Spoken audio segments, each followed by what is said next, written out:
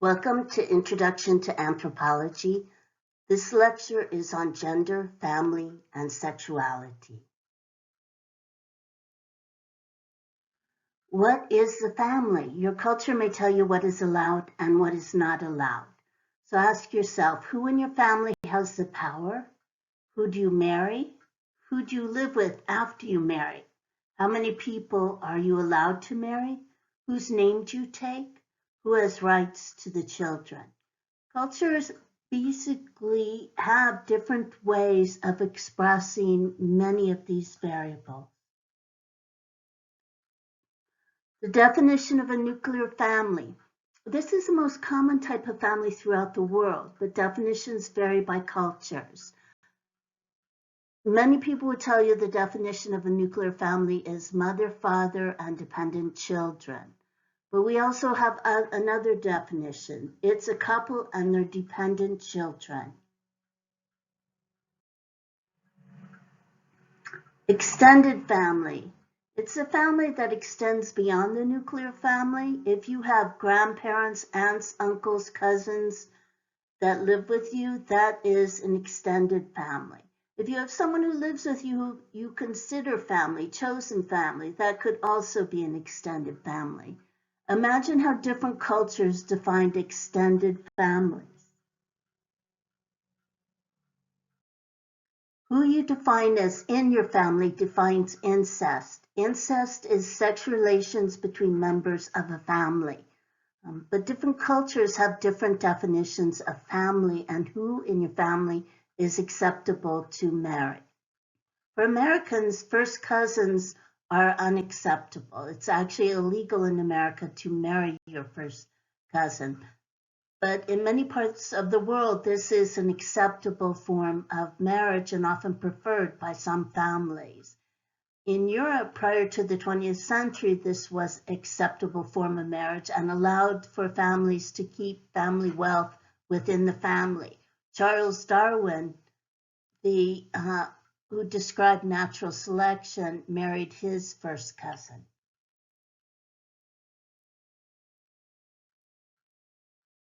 Remember how anthropologists try to view other cultures. Anthropologists strive to be culturally relative. Cultural relativism is a belief that cultures can only be judged by their own standards. Ethnocentrism, the belief that one's culture is the best, is something we try to move against.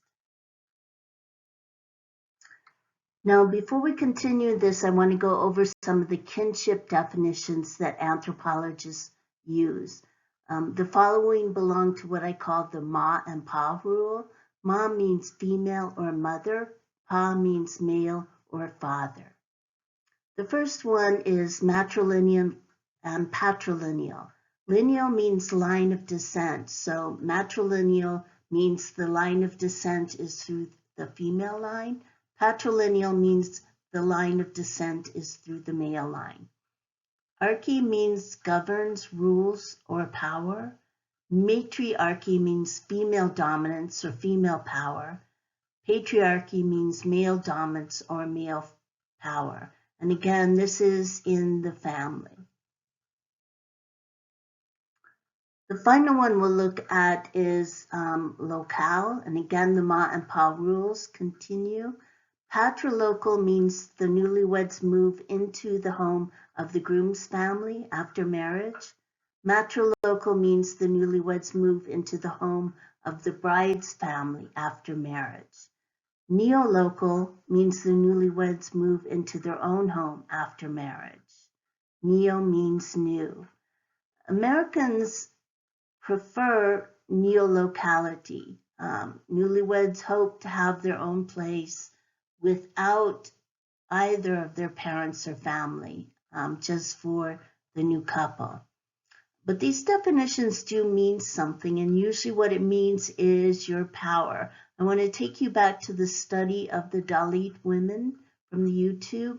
They are part of the lowest caste in the Hindu caste system. They live in a patriarchal, patrilineal, patrilocal society. Do they have any power compared to all others? Think about it. They are have low power because of their status as women, and then they are members of the lowest caste.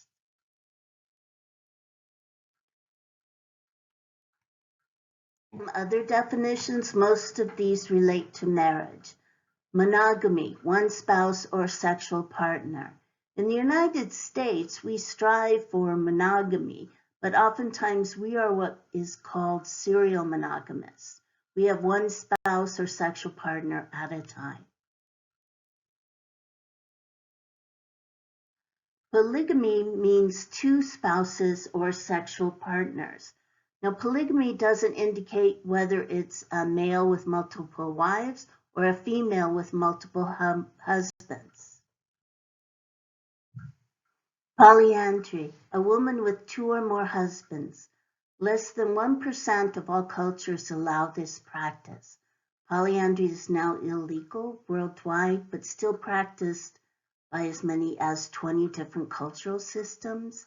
It is associated with cultures that have scarce resources. Polygyny, a man with two or more wives. More than 80% of all cultures allow polygyny. Polygyny is illegal in the United States. It's often associated with wealth. Men are required to support all wives and children. Of the 80% of cultures that allow polygyny, most men have only one wife. In fact, in cultures that allow it, usually over 90% of the men in that culture only have one wife and do not take a second or third wife.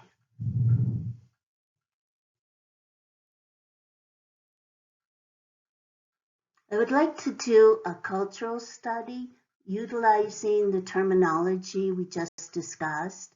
We're going to focus in on two cultures, both of which you have some familiarity with from past classes. One is the Dinka of southern Sudan, the other is the Navajo of the southwestern United States. The Dinka are historically cattle herders. The Navajo historically are sheep, goat, cattle, and horse herding. Both groups currently are involved in wage labor, and the Navajo in particular, most of their income now comes from wage labor. Let's look at their different categories. The Dinka are patriarchal. Men in the family have more power than women. In the Navajo family, the Navajo are matriarchal. Women have more power. The Navajo are also matrilineal and matrilocal. So matrilineal, the children inherit the clan name of the woman, and they pass that clan name off to their offspring. They are matrilocal in that newlyweds move usually into the territory and home of the bride's family. Okay. The Dinka are patrilocal and patrilineal, so they are just the opposite. So one group's patrilineal, patriarchal, patrilocal. The Navajo are matriarchal, matrilocal, matrilineal. Now let's look at what that means. In terms of marriage, for the Dinka, most marriages are monogamous. You have to have significant amounts of cattle or money in order to be polygamous, because for the Dinka, you have to offer the bride's family a bride price. For the Navajo, they too are mostly monogamous. Again, there is a scattering on occasion of polygamous families in both groups, but it's not common because of the wealth involved. Now let's look at the option of being married. For the Dinka, really there is no option to be single. You pretty much have to get married in that society. And if you do marry, some families offer their children choices about who to marry. They will monitor the marriage and make sure the material well-being of the couple is ensured, but they do offer some choices. They do also have forced marriages, but those are rare. The Navajo, again, you can marry by choice. There is an option of staying single your whole life, but it is discouraged, particularly by the elders. Most people marry and they have a choice. They can decide who they marry. I have heard of arranged marriages in Navajo society, so that's a possibility. Let's look at divorce. Who can get divorced? For the Dinka, divorce is very, very difficult and very, very rare. The children in a divorce stay with the father's family. And the reason for the difficulty in divorce, in part, is due to the fact that the bride price has been paid and there are demands to have the bride price returned upon divorce. For the Navajo, divorce is relatively easy and it's accepted. The children will stay with the female's family, but they will always also be a part of their father's family. Okay, the final thing I was going to look at was widowhood. In the Dinka society, females do not own property, and when the husband dies, all of his property goes to his family and none of it goes to his widow. If the husband's family decides not to support the widow, this can mean that her and her children are destitute. For the Navajo, females retain their property and survive through the help of their mother's family, so they have their sisters who help them, and destitution is not an issue from widowhood. So this is just a very kind of simple description about how cultures vary in terms of that and what it means for children, what it means in widowhood and other during other times.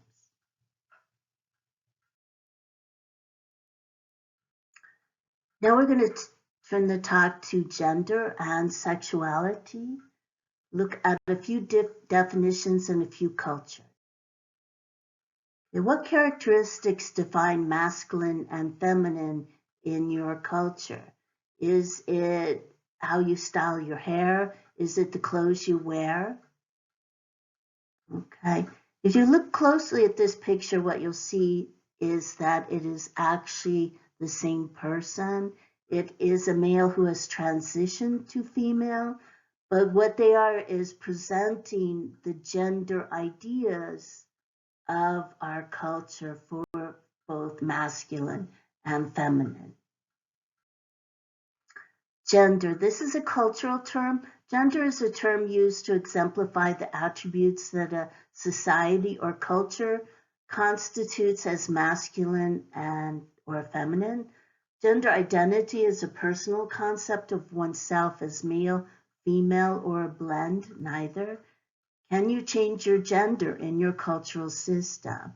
Now, the reason I discuss gender as a cultural term, because I want you to think of how we oftentimes describe gender and the attributes we designate to it. If you go into a baby store, what you see is that items for female babies are often pink, items for male babies are often blue. Babies really don't care what color of clothes they wear. This is something that the culture is putting on them. But we also do different things as well. As they grow, we have different expectations for our genders. And oftentimes this reflects what we consider to be masculine and feminine. What you have in your own idea, in your own head of who you are may reflect both a personal choice, but also a cultural concept at the same time. Now look at sexual identity, an individual's sense of self and who they find sexually attractive. So this is just based on who you find attractive. Sex is the assigned category based on one's genitals at birth. Cultures often allow for multiple expressions of gender. Most cultures do have what we call the binary gender of male, female, but many have other types of categories as well and allow for transitions to easily occur.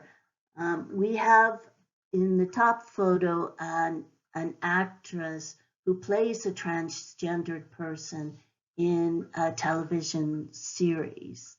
In the bottom there, we have the Hijra of India. Hijra are men who have left their families and joined a group that performs certain ceremonial activities, and they are defined by their society as Hijra and kind of a third gender. For many cultures, they allow people to transition their gender easily. They can simply get up that day and decide that they are going to be another gender, and they transition their look, and it's very easily acceptable. Other cultures, it's hard. Some cultures, it's prohibited. So there's many, many different expressions of this throughout the world. This last slide is again a cross-cultural example of gender. On the left is a sworn virgin of Albania. Now, if you went to Albania today, you would not find any sworn virgins. This is a tradition that has passed and is no longer needed. But let's look at what happened in the past to individuals who were sworn virgins. First of all, the individual pictured here displays what I would call a masculine dress style, male pants, shirts, hairstyle. But the individual is born female. This person came from a family that had all females, but in order to participate in the agricultural lifestyle, they needed a male to sell the crop, work at the banks, and deal with other issues that were totally under the purview of males. So one of the females in the family transitioned and became a sworn virgin. She then took the look and attributes of a man.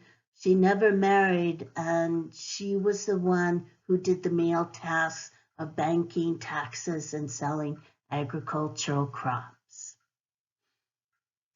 Now I put the one in on the right just to give you a much more lighthearted example, because I think oftentimes too we have assigned attributes of beauty to certain genders.